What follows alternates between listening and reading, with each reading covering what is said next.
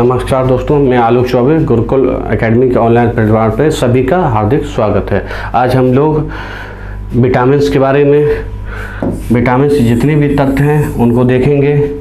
सिर्फ जितने भी इम्पोर्टेंट फैक्ट है, जितने भी आपके किसी भी पेपर में UPSSC या किसी भी अदर एग्जाम में PCS या जितने भी राज्य स्टेट में जितने भी COT ग्रुप में आते हैं, सभी हम लोग विटामिन के बारे में तथ्य देखें। तो आप लोग नोट्स बनाते चलना दोस्तों। देखो नोट्स बहुत ज़रूरी है, खुद के नोट्स वो भी बहुत ज़रूरी है। चलते हैं विटामिन के बारे में देखते हैं।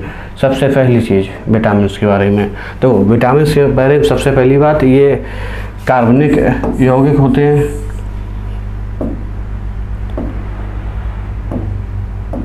ये कार्बनिक यौगिक हैं और विटामिन सूक्ष्म पदार्थ, सूक्ष्म पोषक पदार्थ होते हैं। क्या होते हैं? सूक्ष्म पोषक पदार्थ होते हैं। इनकी हमारे जीवन में बहुत अल्प मात्रा में ज़रूरत पड़ती है, बहुत अल्प मात्रा में इनकी ज़रूरत पड़ती है। और ये विटामिन बॉडी में नहीं बनती है। देखो ये विटामिन किसी भी खाद्य पदार्थ के जरिए हम लोग अपने शरीर में लेते हैं। देखो जिसके ये कार्बनिक कंपाउंड्स हैं, जिसकी सभी जीवधारुओं को अल्प मात्रा में आवश्यकता होती है। कैसी होती है? अल्प मात्रा में आवश्यकता होती है इसके। ये शरीर के रोग प्रतिरोधक क्षमता को बढ़ाता है। देखो विटामिन क्या काम करते हैं? विटामिन शरीर में जितने भी रोग हैं उनसे लड़ने की क्षमता को बढ़ाते हैं दोस्तों। बढ़ाने एवं समग्र उपापचयी क्रियाओं, जितनी भी रासायनिक क्रियाएं शरीर के अंदर होती हैं, सभी के नियमन में ये बहुत ही आवश्यक होते हैं। क्या होते हैं? क्या क्या पढ़ा हमने? तो विटामिन कार्बनिक यौगिक के रूप में होते हैं। ये इनको जीवधारियों को अल्प मात्रा में इनकी अवस्था है। ये शरीर में रोग प्रतिरोधक, कोई भी रोग के खिलाफ लड़ने की क्षमता को ये इंक्रीज करते हैं दोस्तों। और देखो बढ़ाने में एवं समस्त उपापचयी, मतलब रासायनिक क्रिया जितनी भी शरीर के अंदर होती हैं उनके नियमन में के लिए अति आवश्यक होते हैं। देखो अभी तक विटामिन की खोज 1912 में सी फंक द्वारा किया गया। किसके द्वारा किया गया? सी फंक। ये पोलैंड के वैज्ञानिक थे दोस्तों। देखो दोस्तों हमने क्या क्या पढ़ा अभी तक इसके बारे में। ये कार्बनिक यौगिक हैं, इनको सभी जीवधारुओं में, हमारे बॉडी में इनकी अल्प मात्रा में आवश्यकता होती है।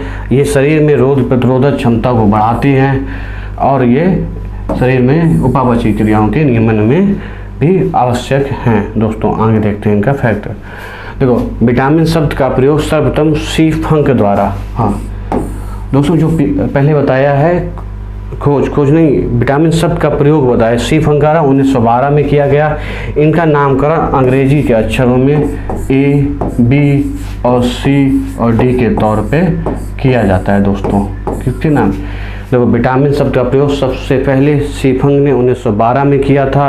$1912 में किया था और इनका नामकरण जो है ABCDE के तौर पे किया गया। अभी तक 20 विटामिन ज्ञात किए जा चुके हैं। कितने विटामिन? 20 विटामिन दोस्तों ज्ञात किए जा सकते हैं। दोस्तों देखो नोट्स हमारे जीवन में इसलिए ज़रूरी है, जब भी हम कोई भी पेपर देने जाते हैं, कोई भी एग्जाम लगा है, 2 दिन में हम अपने संपूर्ण जितना भी पढ़ा है, जितनी भी उस लेवल की तैयारी की है, पूरा रिवीजन कर सकते हैं। उसमें नोट्स बहुत ज़्यादा फायदेमंद है। पूरी बुक नहीं रिवीजन कर सकते आपको, क्योंकि इतनी सारी बुकें होती हैं, इसलिए नोट्स ज़रूरी हैं आपके लिए दोस्तों। देखो विटामिन देखो सीधे शरीर के अंदर नहीं बनते, ये खाद्य पदार्थ से प्राप्त होते हैं। किससे? खाद्य पदार्थ होता है। इनकी कमी से कुछ रोग हो जाते हैं। देखो इनकी अगर ये शरीर में ना हो तो कई प्रकार के रोग उत्पन्न हो जाते हैं हमारे शरीर में। खांसी, जुकाम, बुखार या कोई भी बैक्टीरिया या कुछ भी, बहुत सारी बीमारियाँ आज तो, अब तो कोविड काल में, कोविड के बाद क्या क्या कौन कौन वायरस आ रहे हैं आप लोग देख ही रहे हैं। अब तक लगभग 20 प्रकार के विटामिन ज्ञात किए जा चुके हैं। देखो विटामिन को इनको सहायक आहार कारक भी कहा जाता है, क्योंकि ये जो है ये शरीर में वृद्धि के ग्रोथ शरीर का में सहायक होते हैं और ग्रोथ में सहायक होते हैं, इसलिए इन्हें आहार कारक भी कहा जाता है। इस विचार को स्पष्ट करने वाले वैज्ञानिक जो सबसे पहले वैज्ञानिक थे फ्रेडरिक गोलेंड हॉपकिंस थे। उन्हें शॉर्ट रूप में हॉपकिंस से बोल दिया जाता है। देखो सूक्ष्म मात्रा में शरीर के लिए आवश्यक होते हैं। ये शरीर में सूक्ष्म मात्रा के लिए शरीर में आवश्यक होते हैं। ये अपर्याप्त से इनकी कमी से अपर्याप्त लिखा है से रोग हो जाता है। इनकी कमी से हमारे शरीर में हमारे सबके शरीर में रोग हो जाता है। अतः ये वृद्धि कारक भी कहते हैं, क्योंकि इनकी अगर कमी हो जाती तो रोग होता है, तो फिर हम लोग रोग हो जाता है। अतः इनकी जो मात्रा अगर जितनी भी ज़रूरी है हमारे शरीर में, अगर प्रॉपर लेते रहे हम तो कोई भी कमी नहीं होती, क्योंकि ये प्रतिरोधक क्षमता को भी बढ़ाते हैं, इसलिए इन्हें वृद्धि कारक भी कहलाते हैं। दोस्तों देखो ये ऊर्जा उत्पादक न होकर इनमें अगर ऊर्जा की बात करें तो विटामिन में ऊर्जा मिलती है। अगर आपका क्वेश्चन पूछ दिया जाए दोस्तों कि एक विटामिन में कितनी ऊर्जा प्राप्त होती है और आपके पास ए ऑप्शन 10 कैलोरी दिया जाए, बी ऑप्शन 0 कैलोरी दिया जाए, तो आप 0 लगाएं, क्योंकि इनसे कोई ऊर्जा नहीं मिलती है दोस्तों। इनसे ये सिर्फ जैव रासायनिक क्रियाओं को नियंत्रित करते हैं, इनसे कोई ऊर्जा प्राप्त नहीं होती है। इनसे सिर्फ जैव रासायनिक क्रियाओं को नियंत्रित करते हैं हम लोग। विटामिन का अर्थ होता है जीवन। अगर विटामिन का अर्थ के बारे में बात किया जाए, विटामिन, और विटामिन किस भाषा से शब्द है? लैटिन भाषा का शब्द है। किसका? लैटिन भाषा का शब्द है दोस्तों, लैटिन भाषा का शब्द है। विटामिन में अगर ऊर्जा के बारे में क्वेश्चन आ जाए, आए हैं कई पेपर में पिछले आया थे, विटामिन में से हमें कितनी ऊर्जा प्राप्त होती है ऑप्शन देती है, तो उसमें अगर 0 कैलोरी ऑप्शन हो तो बेटर ऑप्शन रहेगा आपके लिए। चलते हैं नेक्स्ट पॉइंट पे दोस्तों। देखो दोस्तों भाषा लैटिन भाषा होती है विटामिन की। अगर विटामिन की भाषा की बात करी जाए, इससे ऊर्जा कितनी मिलती है? 0 कैलोरी।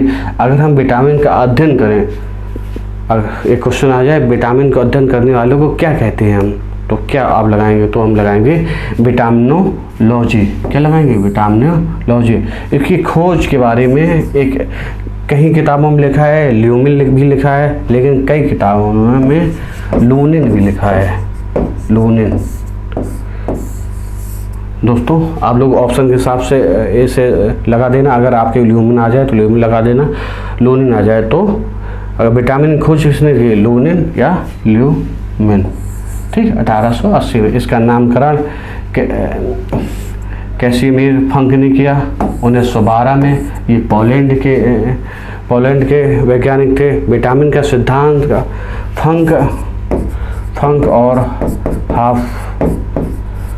हॉपकिंस ने मिलकर इनका सिद्धांत दिया। विटामिन का सिद्धांत किसने दिया? हॉपकिंस और फंक ने। विटामिन के जनक कैसिमिर फंक को बोला जाता। अगर हमने देखो इनकी भाषा लैटिन भाषा, इनमें 0 कैलोरी ऊर्जा प्राप्त होती है और अध्ययन करने वाले तो विटामिनोलॉजी कहते हैं दोस्तों। नामकरण फंक ने दिया और इनका सिद्धांत हॉपकिंस और फंक दोनों के। और विटामिन का जनक भी फंक को कहते हैं। मोस्ट इम्पोर्टेंट फैक्ट है अभी तक। ये भी जितने भी फैक्ट बता रही है किसी भी आए हुए क्वेश्चन में पिछले वर्षों में जितने आए हुए या आने वाले, वो सभी एक साथ हमने कर लिए हैं दोस्तों। देखो विटामिन कितने प्रकार के हैं? विटामिन घुलनशीलता के आधार पर 2 प्रकार के होते हैं, एक जल में विलेयता, एक वसा में विलेयता। मतलब 2 प्रकार के विटामिन होते हैं, 2 घुलनशील के आधार पर। वसा में घुलनशील विटामिन, अगर वसा में घुलनशील विटामिन पूछ लिया जाए तो आपको बस एक याद रखना, कीड़ा,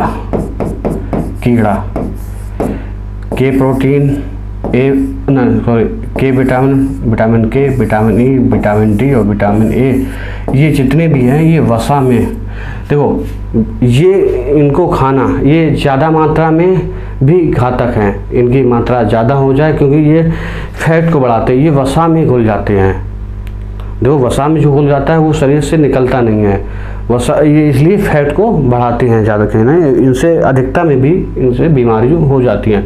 और दूसरा जो है जल में घुलनशील बी और सी, ये अगर हम ज़्यादा मात्रा में खा भी लेते हैं, ज़्यादा मात्रा में ले लेते हैं तो इससे कोई दिक्कत नहीं होती, ये मूत्र के जरिए बाहर हो जाते हैं क्योंकि जल में घुलनशील होते हैं। इसलिए अब वसा में घुलनशील वाले अगर एक क्वेश्चन आपसे आ जाए दोस्तों कि बताइए कौन सा विटामिन हमारे शरीर से बाहर नहीं निकलता मूत्र के जरिए किसी भी जरिए, तो हम अगर ऑप्शन बी और सी आ जाए तो उस पर लगाए, क्योंकि जल में घुलनशील है, मूत्र विसर्जन के जरिए ये बॉडी से बाहर निकल जाते हैं। जबकि विटामिन ए, विटामिन डी और विटामिन ई और विटामिन के वसा में घुलनशील है, ये इसलिए ये बाहर निकलते हैं, इसलिए इनका खाना भी इनके अपेक्षा ज़्यादा खतरनाक होता है। तो किसी भी चीज़ की अधिकता भी नुकसान करती है और कमी भी नुकसान करती है, इसलिए जितनी मात्रा उचित है उतनी लेनी चाहिए। चलते हैं नेक्स्ट पॉइंट पे। देखो दोस्तों विटामिन ए, अब हम पढ़ते हैं विटामिन ए। देखो अभी तक विटामिन 20 ज्ञात हो जाए, लेकिन हमारे लिए जितने भी ज़रूरी है, हमारे लिए ज़रूरी है विटामिन ए, विटामिन बी के भी कई भाग हैं, vitamin B, B2, B3, B5, B6, B7, B9, फिर vitamin C, vitamin D, vitamin E, vitamin K, इतने मोस्ट इम्पॉर्टेंट विटामिन है, इसलिए हम लोग वही पढ़ते हैं जो हम लोगों के लिए ज़रूरी है। तो आ जाइए विटामिन ए। तो विटामिन ए की खोज की बात करें तो मैकुलम होना चाहिए सर, मैकुलम ने की विटामिन से। देखो सबसे पहले विटामिन के बारे में क्या पूछा जाता है, इनकी खोज कभी नहीं, अभी तक ग्रुप सी और डी के पेपरों में कभी नहीं पूछी। इनका रासायनिक नाम, इनके स्रोत, इनके होने वाली बीमारियां, ये कहाँ पे संचित होते हैं, इनके बारे में पूछा जाता है, तो हम ये वही फैक्ट देते हैं। देखो सबसे पहले विटामिन ए की खोज हमने बता दिया मैकुलम, इसलिए कोई ज़रूरी भी नहीं, अगर आप याद रखें तो रखें, नहीं तो कोई जरूरी। देखो इनका रासायनिक नाम क्या अगर पूछा जाए तो इनका रासायनिक नाम है रेटिनॉल। आपसे पूछ लिया जाए एक क्वेश्चन पूछ लिया जाए कि बताइए रेटिनॉल किस विटामिन का रासायनिक नाम है, ऑप्शन में दे दी जाए विटामिन ए, विटामिन के, विटामिन डी, विटामिन सी, तो आंसर रहेगा विटामिन ए दोस्तों। देखो इनको विटामिन ए को एंटी कैंसर विटामिन भी कहते हैं। एंटी कैंसर का मतलब इनकी उपस्थिति में कैंसर को रोकने की क्षमता है, ये अगर पर्याप्त मात्रा में अगर बॉडी में स्थित हैं तो कैंसर भी इनसे नहीं होता है, इनके पर्याप्त मात्रा, इसलिए एंटी कैंसर विटामिन कैंसर, और इनको एक और संक्रमण रोधी भी कहते हैं। इनके उपस्थिति में संक्रमण रोकने की भी क्षमता को बढ़ाते हैं, इसलिए इन्हें क्या क्या कहते हैं। देखो इनका रासायनिक नाम रेटिनॉल है, इनको एंटी कैंसर विटामिन भी कहते हैं और इनको संक्रमण रोधी भी कहते हैं। देखो विटामिन ए में बीटा कैरोटीन भी, तो विटामिन ए के निर्माण में बीटा कैरोटीन भी सहायक हैं। बीटा कैरोटीन एक वर्णक है और बीटा कैरोटीन में एक वर्णक में इनमें लाल और नारंगी रंग प्राप्त होता है इनके। तो ये एक वर्णक होता है, क्या है ये दोस्तों, ये वर्णक है और वर्णक इसमें रंग लाल और ऑरेंज, नारंगी ऑरेंज ये रंग प्राप्त होता है इससे। देखो अब ये समझिए, देखो विटामिन बी कैरोटीन जो मानव त्वचा में, देखो मानव त्वचा में कौन सा कैरोटीन बताया जाता है, बीटा कैरोटीन पाया जाता है मानव त्वचा में। ये जो बीटा कैरोटीन है ये विटामिन ए के निर्माण में सहायक है। अगर आपसे पूछा जाए कि स्रोत क्या क्या हो सकते हैं, जो भी देखो अब लाल और ऑरेंज कलर के है तो एक गाजर होती है, गाजर है, पपीता है और आम है, ये इसके स्रोत है। ये अब हम लोग अंदाज़ा लगा सकते हैं क्योंकि बीटा कैरोटीन वर्णक है और वर्णक उससे कौन से लाल और ऑरेंज कलर हैं, और ये इससे गाजर भी देखो वही होता है, पपीता भी में वही रंग होता है और आम में भी, ये हम लोग अंदाज़ा लगा सकते हैं। खैर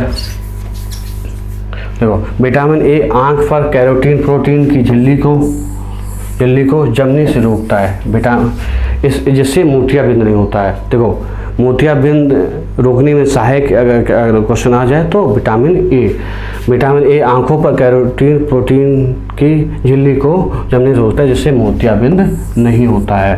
विटामिन ए की कमी से होने वाले रोग, देखो इससे ब्लाइंडनेस होता है। ब्लाइंडनेस से मतलब रतौंधी, जिससे कम दिखने लगा, शाम को या रात में कम दिखता है। दूसरा रोग है जीरोप्थेल्मिया। तीसरा है संक्रमण नहीं होता है इससे। और चौथा है त्वचा की कोशिका में परिवर्तन होने से हो जाता है अगर इसकी कमी। विटामिन ए की कमी से क्या क्या होता है?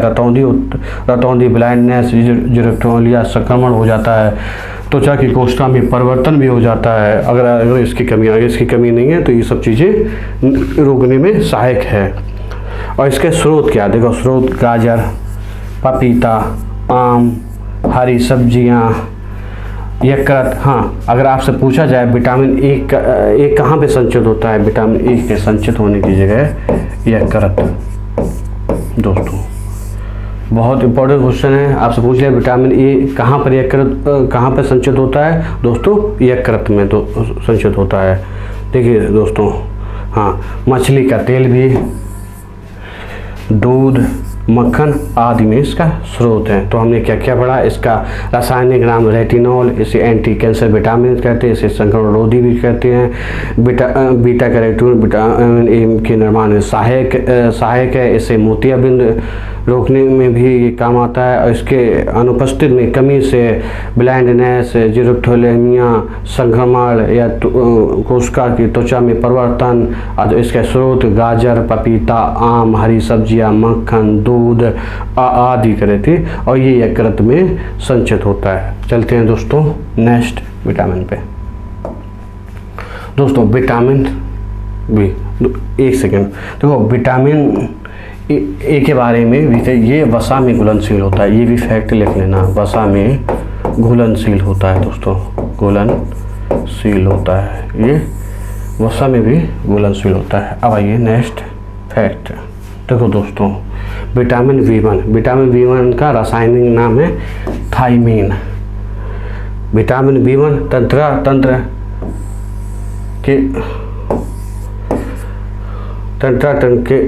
की विटामिन बी, देखो तंत्र नर्वस सिस्टम को नियंत्रित करने में भी सहायक होता है। विटामिन बी3 के निर्माण में सहायक है। क्या है ये? विटामिन बी3 के निर्माण में सहायक है। जो विटामिन बी1 है इसका रासायनिक नाम थायमीन, ये तंत्र की भी नियंत्रित करता है। विटामिन बी3 के निर्माण में भी सहायक है ये, और शरीर की उपापचयी क्रियाओं में भी सहायक होता है। जितनी भी उपापचयी क्रियाएं हैं इसमें सहायक के तौर पे। इसकी कमी से बेरी रोग हो जाता है, हाँ, और वृद्धि रुकना। अगर इसकी कमी हो तो हमारे शरीर की वृद्धि कम होती है। और इसका स्रोत क्या है? अंकुरित अनाज है, गेहूं है, अंडा है और सोयाबीन है। क्या क्या पढ़ा हमने विटामिन बी1 के बारे में? इसका रासायनिक नाम थायमीन है, और इसके तंत्र नियंत्रित करता है। उसमें बी3 के निर्माण में सहायक है। ये उपापचयी क्रियाओं में भी सहायक के तौर पर इसकी कमी से बेरी रोग हो जाता है। और इसका स्रोत जो है अंकुरित अनाज, गेहूँ, अंडा, सोयाबीन। इसे सिर्फ इम्पोर्टेंट इसका रासायनिक नाम है और शरीर में उपापचयी क्रियाओं में सहायक, कमी है और स्रोत है। ये 3 चीज़ें देख लेना दोस्तों। चलते हैं नेक्स्ट। तो विटामिन बी3, और सबसे पहले बात, विटामिन बी जल में घुलनशील है। तो विटामिन बी जल में, तो बी1 हो या बी2 हो या जितने भी बी12 हो, सभी विटामिन जल में घुलनशील होगा। क्वेश्चन आ जाए निम्नलिखित में से कौन सा विटामिन जल में घुलनशील नहीं है? अगर विटामिन बी1, बी2, बी3, बी5 या सब दिए जाएं तो उसमें सभी होंगे। विटामिन बी1 से रिलेटेड और सी के अलावा जो भी दिया जाए वो वसा में घुलनशील होगा। लेकिन अगर आपसे विटामिन बी5 के लिए पूछ लिया जाए ये जल में घुलनशील है या नहीं है, तो आप कहेंगे हाँ ये जल में घुलनशील है। ठीक। विटामिन बी2 का रासायनिक नाम है राइबोफ्लेविन। देखो विटामिन बी2 का अगर रासायनिक नाम पूछ लिया जाए तो हम क्या बताएंगे? राइबोफ्लेविन। इसको पीला विटामिन भी कहते हैं, क्या कहते हैं, इसे विटामिन जी भी कहते हैं और इसे लैक्टोफ्लेविन भी कहते हैं। देखो ये श्वसन में सहायक विटामिन है, विटामिन B2 श्वसन में सहायक विटामिन है। इसकी कमी से किलोसिस रोग हो जाता है। किलोसिस रोग में जैसे किलोसिस होंठ का फटना, हम लोगों के होंठ जो फट जाते हैं कई तरह से, सर्दियों में नहीं, सर्दियों के अलावा भी फटते हैं, तो उससे किलोसिस रोग होता है, वो इसलिए इधर इधर जो फट जाते हैं उस किलोसिस। ग्लोसाइटिस, जीभ में कई तरह के विकार आ जाते हैं, दाने हो जाते हैं। दूसरा जो छाले पड़ जाते हैं, वो भी इन्हीं से छाले पड़ना,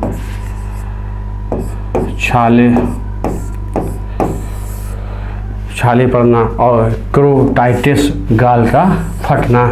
देखो विटामिन B2 कमी से क्या क्या होता है, किलोसिस, ग्लोसाइटिस और छाले पड़ना और क्रोटाइटिस मतलब गाल का फटना। दोस्तों इनके स्रोत दूध, पनीर, अंडा, ईस्ट माने कवक और हरी सब्जियां इनका स्रोत है। बच्चों हम लोगों ने क्या क्या पढ़ा, हम लोगों ने B2 का रासायनिक नाम राइबोफ्लोविन, इसको पीला विटामिन कहते हैं, इसको पीला विटामिन कहते हैं। इसे विटामिन जी के नाम से भी जाते हैं। अगर आपके पास क्वेश्चन आ जाए, बताइए निम्नलिखित विटामिन जी के नाम से कौन सा विटामिन जाना जाता है, तो हम ऑप्शन में विटामिन B2 ही लगाएंगे। ठीक, इसके ये श्वसन में सहायक होता है। इसकी कमी से किलोसिस, ग्लोसाइटिस और छाले होना, क्रोटाइटिस माने गाल का फटना, स्रोत दूध, पनीर, अंडा, ईस्ट और कवक, हरी सब्जियां आदि पाए जाते हैं। चलते हैं नेक्स्ट फैक्ट पे दोस्तों। देखो दोस्तों अब आगे विटामिन B3, अगर B3 के बारे में पूछ ले इसका रासायनिक नाम बताइए, तो इसका रासायनिक नाम होता है नियासिन। क्या होता है विटामिन नियासिन। विटामिन B3 को हम कहते हैं निकोटीनिक अम्ल कहते हैं। ठीक, ये श्वसन में सहायक होते हैं। ये भी हेल्प्स इन रेस्पिरेशन, श्वसन में सहायक होता है। इसकी कमी से पैलाग्रा रोग भी हो जाता है। पैलाग्रा एक तरह का मानसिक विकार है। ठीक, पैलाग्रा मानसिक मेंटल डिसऑर्डर है। इसे 3D डिसीज के बारे में भी बोलते हैं। 3D डिसीज के बारे में बोलते हैं। देखो डर्मेटाइटिस, त्वचा पर सफ़ेद धब्बे होना, जो सफ़ेद धब्बे नहीं हो जाते हैं, और ये डायरिया, दस्त होना, उल्टी आना है, और ये डिमेंशिया है माने याददाश्त की कमी। इसे 3D डिसीज और कहीं कहीं भी इसे 4D डिसीज के बारे में, क्योंकि 3D तो ये हैं डर्मेटाइटिस, डायरिया, डिमेंशिया और चौथा डेट के बारे में भी कहीं कहीं बुक्स में लिखा है, तो वो भी देख लेना आप। हैं तो इसका स्रोत लीवर में पाया जाता है, अंडे से पाया जाता है, और डेयरी उत्पाद होते हैं, जितने भी डेयरी उत्पाद होते हैं वो होते हैं, और मछली, नट, बीज, फलियों और साबुत अनाज से। तो विटामिन B3 रासायनिक नाम नियासिन होता है। इनकी कमी से, किसकी कमी से क्या क्या होता है, पैलाग्रा होता है। स्रोत लीवर, अंडे, डेयरी उत्पाद, मछली, नट और बीज, फलियां और साबुत अनाज। ठीक है दोस्तों, नेक्स्ट फैक्ट देखो विटामिन B5। देखो विटामिन B5 का रासायनिक नाम पैंथोथेनिक अम्ल है। इसका रासायनिक नाम क्या है। अगर आपसे पूछा जाए कि पैंथोथेनिक अम्ल किस विटामिन का रासायनिक नाम है, तो क्या बताएंगे, विटामिन B5 बताएंगे। ये भी श्वसन में सहायक होता है। इसकी कमी से पैरों में जलन हो जाती है, जो जब भी नहीं खड़े होते पैरों में जलन होने लगती है। बालों का झड़ना, जो आजकल हम लोगों के बाल झड़ रहे हैं, मेरे खुद के झड़ रहे हैं, तो इसकी कमी से विटामिन B5 की कमी से होते हैं। स्रोत ब्रोकली, गोभी, शकरकंद और साबुत अनाज इसका स्रोत है। विटामिन B5 का रासायनिक नाम दोस्तों बताया हमने। कमी से स्रोत, कमी से होने वाले रोग और इससे स्रोत भी हम लोगों ने बात की।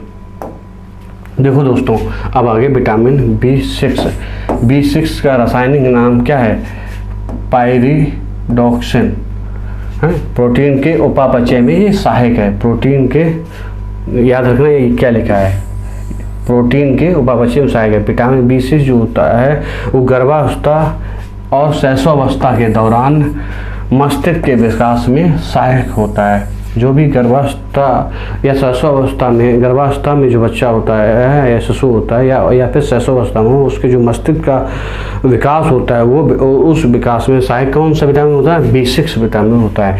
इसकी कमी से क्या क्या होता है, वजन का कम होना, इसकी कमी से डिप्रेशन भी होता है और इसकी कमी से बालों का सफ़ेद होना भी विटामिन B6 की कमी से होता है। अगर आपसे पूछ लिया जाए बताइए किसकी कमी से बालों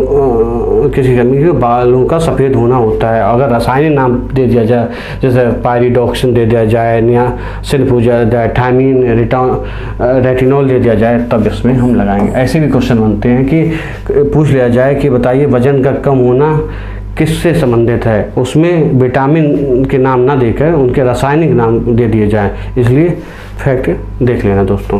स्रोत देखो, इससे स्रोत मछली से विटामिन B6, अंडा से, मांस से और आलू में भी पाया जाता है। चलते हैं नेक्स्ट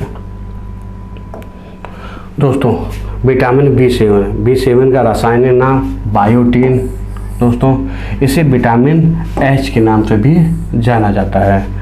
देखो ये कार्बोहाइड्रेट और प्रोटीन के उपापचय में सहायक है। विटामिन B6 में सिर्फ प्रोटीन के उपापचय में सहायक था, ये कार्बोहाइड्रेट व प्रोटीन का उपापचय दोनों में सहायक होता है। इसकी कमी से डर्मेटाइटिस, इसकी कमी से क्या होता है, डर्मेटाइटिस मानो त्वचा में संक्रमण, बालों त्वचा में जो चटकी पड़ जाती, सफ़ेद हर जगह से ये पड़ बालों का गिरना और झुंझुनी, नहीं एकदम झुंझुनी सी होने लगती है शरीर में। इसके स्रोत हैं दूध, अंडा, पनीर, अखरोट और मूंगफली। तो क्या विटामिन B7 का रासायनिक नाम क्या है, बायोटीन, और विटामिन B7 को विटामिन H के नाम से भी जाना जाता है।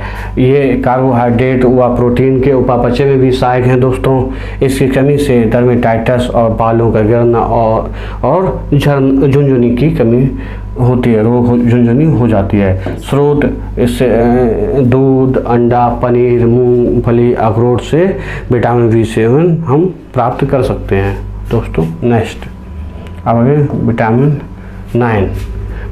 9 तो अभी हाल ही में NTPC में एक क्वेश्चन पूछा गया है, विटामिन B9 का रासायनिक नाम पूछा है। तो क्या है, फॉलिक अम्ल, उसमें फ्यूलिक और कुछ नाम दिया था, ठीक।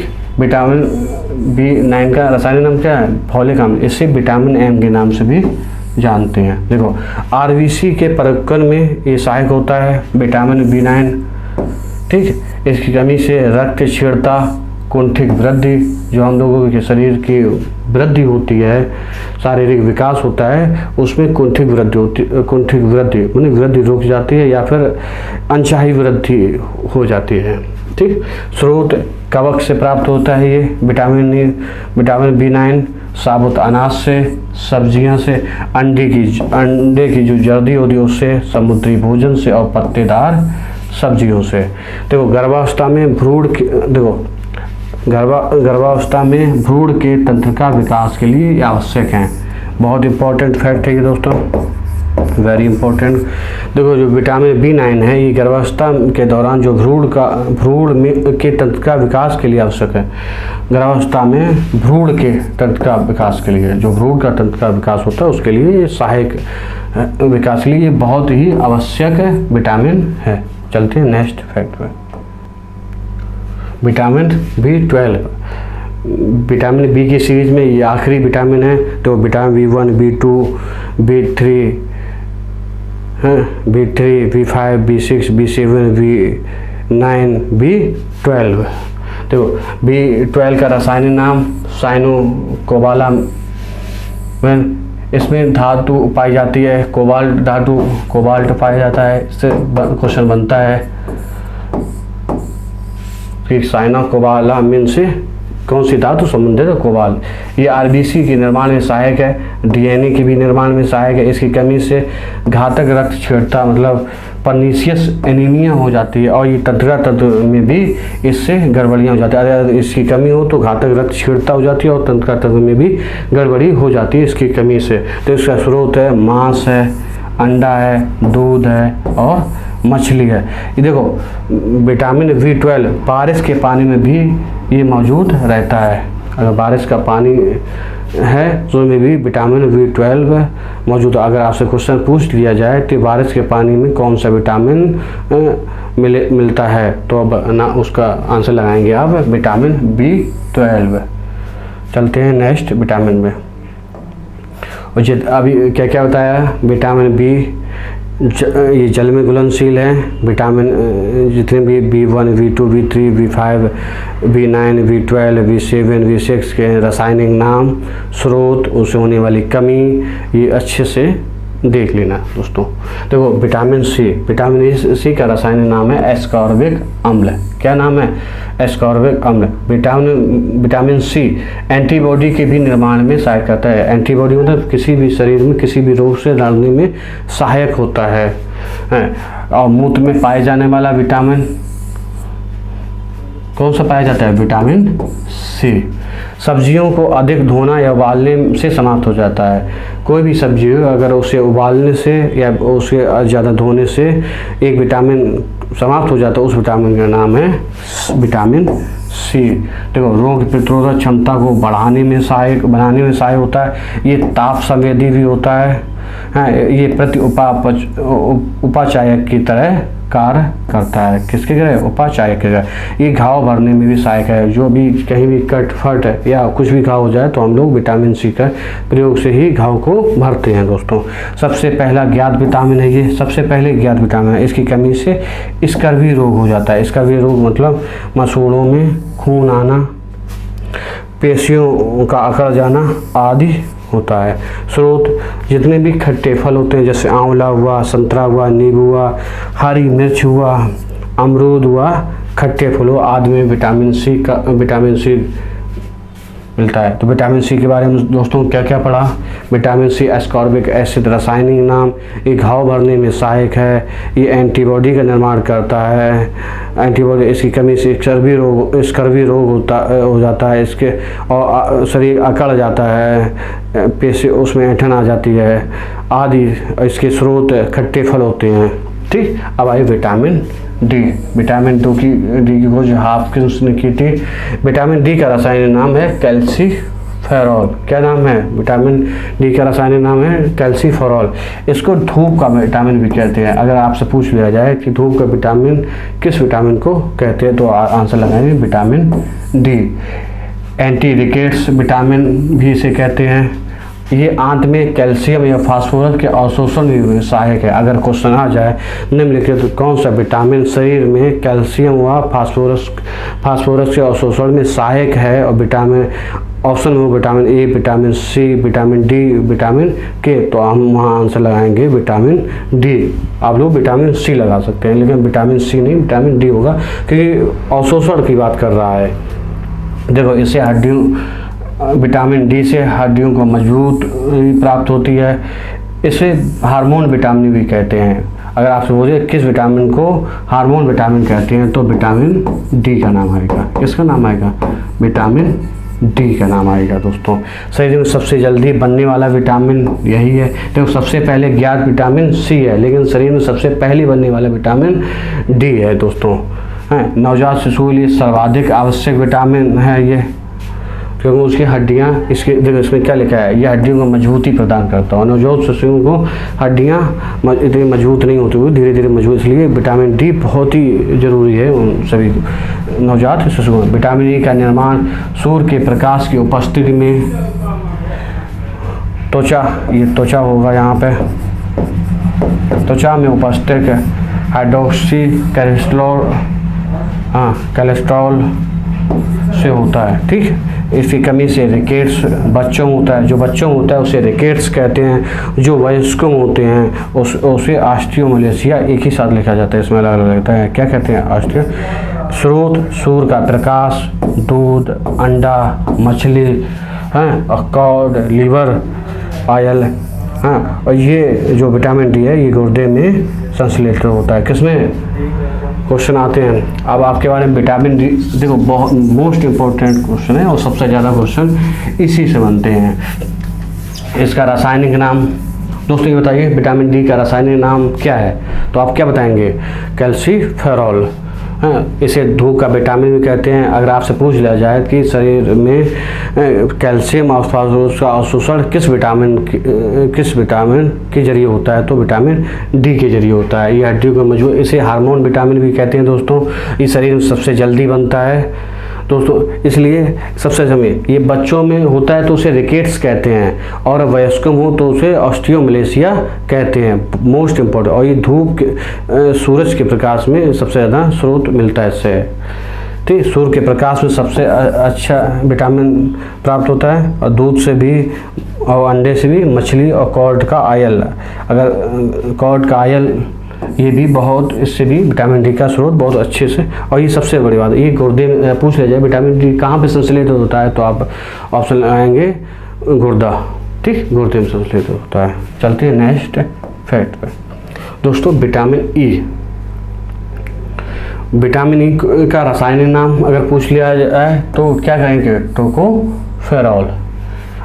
आपसे क्वेश्चन देखो, विटामिन से संबंधित उसके रासायनिक नाम पूछे जाते हैं, उसके स्रोत, उससे होने वाली कमियां, और उसे का जो, जैसे इसे ब्यूटी विटामिन बोलते हैं, इस तरह के क्वेश्चन पूछ लिए जाते हैं। विटामिन ई का रासायनिक नाम टोकोफेरॉल, इसे हम कहते हैं ब्यूटी विटामिन कहते हैं। और ये जो विटामिन ई है, ये प्रिजन विटामिन को भी के नाम से भी जाना जाता है। ये शरीर में प्रति उपापचय का कार्य करता है। त्वचा पर झुर्रियाँ समाप्त हो जाती है। अगर देखो मेरी बात, अगर शरीर में विटामिन ई की कमी हो जाए तो झुर्रियाँ हो जाती है। इसकी उपस्थिति में, इसकी सही मात्रा में बॉडी में होना, मतलब ये शरीर में झुर्रियाँ समाप्त कर देता है, जो हम लोगों के धीरे धीरे झुर्रियाँ आने लगती हैं। तो और ये जनन क्रिया के लिए आवश्यक है। ठीक, यौगिक के निर्माण में सहायक है, और आरबीसी के निर्माण में भी सहायक है। इसकी ये विटामिन ई नपुंसकता व बाझपन को रोकता है। इसकी कमी से पुरुषों में नपुंसकता और महिलाओं में बांझपन और समय से पहले बुढ़ापा आ जाता है इसकी कमी से। इसके स्रोत है अंडा, गेहूँ, सोयाबीन, हरी सब्जी हैं, सब्जियाँ, बादाम, मूंगफली, और सबसे अच्छा स्रोत है गेहूँ, अंकुरित गेहूँ या अंकुरित गेहूँ इसका सबसे अच्छा स्रोत है। ठीक, चलते हैं नेक्स्ट पॉइंट पे दोस्तों। आखिरी विटामिन है ये हम लोगों का। ठीक, विटामिन के का रासायनिक नाम है फिलोक्विनोन, और इसे दूसरा नेप्थोक्विनोन भी कहते हैं और मैनाक्विनोन भी कहते हैं। देखो, रक्त का थक्का जो जमने में सहायक होता है, कौन सा विटामिन? विटामिन के। माने ये रक्त का थक्का जमने में सहायक होता है। लीवर में प्रोथ्रोम्बिन के निर्माण में भी सहायक होता है। ये बड़ी आंत में इसका निर्माण होता है। इसकी कमी से रक्त थक्का बनना प्रभावित हो जाता है अगर। ठीक, स्रोत हरी सब्जियां, पालक, पनीर, टमाटर, बड़ी आंत में बैक्टीरिया। देखो दोस्तों, आज हम लोग सिर्फ विटामिन के फैक्ट देखते हैं, तो आज पूरे हो गए विटामिन के का रासायनिक नाम फिलोक्विनोन। ये रक्त का थक्का जमने में सहायक होता है। इसकी कमी से रक्त थक्का जमना प्रभावित होता है और ये बड़ी आंत में इसका निर्माण होता है। और इसके स्रोत हरी सब्जियां, पालक, पनीर, टमाटर, बड़ी आंत में बैक्टीरिया इसका स्रोत है। तो आज हमने विटामिन के जितने भी फैक्ट पिछले पेपरों में आए हुए हैं या अगले पेपरों में आने वाले हैं, सभी मोस्ट इम्पोर्टेंट फैक्ट देखे हैं। आप लोग सभी इसके नोट्स जरूर बना लेना। अब अगली वीडियो में इससे संबंधित जितने भी क्वेश्चन बनेंगे वो सभी को हम लोग आपके सामने लेकर आएंगे। तब के लिए पढ़ते रहिए, खुश रहिए। आज गणेश चतुर्थी आज है, इस दिन वीडियो रिकॉर्ड हो रहा है। आप सभी को बहुत सारी शुभकामनाएं। नमस्कार दोस्तों।